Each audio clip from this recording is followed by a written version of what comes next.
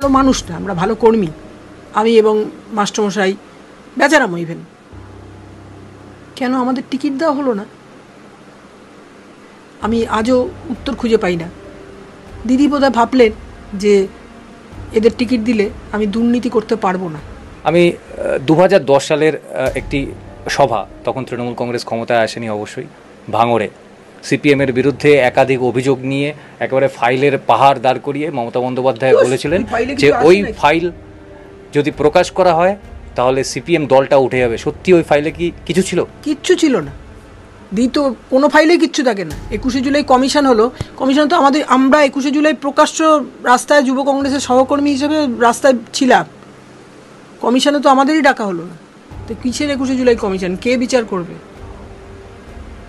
দিদি, সিঙ্গুর নিয়ে একটু আসি। যে আন্দোলন থেকে মমতা বন্দ্যোপাধ্যায়ের মূলত একটা টার্ন আউট ঘটেছে, তৃণমূল কংগ্রেস দলটা টার্ন আউট ঘটেছে, সেই সিঙ্গুরে নাকি আন্দোলনটা শুরু হয়েছিল, কৃষকদের আন্দোলন ছিল, পরে ম্যানিপুলেট করা হয়েছে।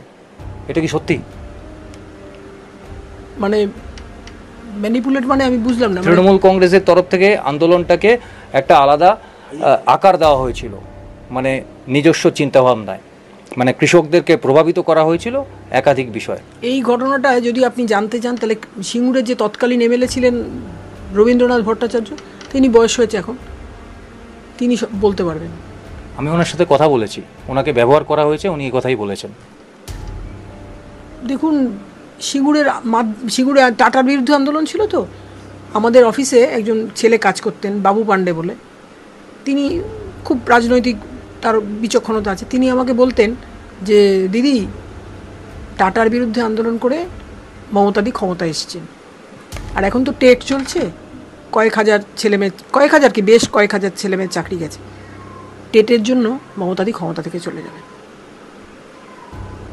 আমি মাস্টারমশাইয়ের সঙ্গে যখন কথা বলেছিলাম, একটা আমার প্রশ্ন ছিল যে মমতা বন্দ্যোপাধ্যায় কি বুঝতে পেরেছিলেন যে সিঙ্গুরের মাস্টারমশাই থাকলে পরে এই যে শিক্ষায় নিয়োগ দুর্নীতি, এটা করা যাবে না, আর এই জন্যই আপনাকে পরিকল্পিতভাবে তাড়িয়ে দেওয়া হয়েছিল, মন্ত্রিত্ব থেকে সরিয়ে দেওয়া হয়েছিল? উনি আমাকে বলেছেন যে একদম সঠিক কথা। এটা কি সত্যি? দেখুন, দিদি তো আমাকেও টিকিট দেননি, মাস্টারমশাইকেও সরিয়ে দিয়েছে, পরিবর্তে বেচারাম মান্নাকে বোধহয় সিঙ্গুরের এমএলএ করা হয়েছে। বেচারাম ডেডিকেটেড টু দ্য পার্টি। বেচারাম মান্না, তার স্ত্রী বোধহয় হরিপালের এমএলএ, আর তার কে একজন আর কোথাকার এমএলএ হয়েছে। বেচারামের সম্বন্ধে আমার কোনো ব্যক্তিগতভাবে, আমার কারোর বিরুদ্ধে ব্যক্তিগত কোনোভাবে কোনো রাগ নেই, বিদ্বেষ নেই। তবে আমরা ভালো মানুষ না, আমরা ভালো কর্মী, আমি এবং মাস্টারমশাই, বেচারাম ইভেন। কেন আমাদের টিকিট দেওয়া হলো না, আমি আজও উত্তর খুঁজে পাই না। দিদি বোধহয় ভাবলেন যে এদের টিকিট দিলে আমি দুর্নীতি করতে পারবো না।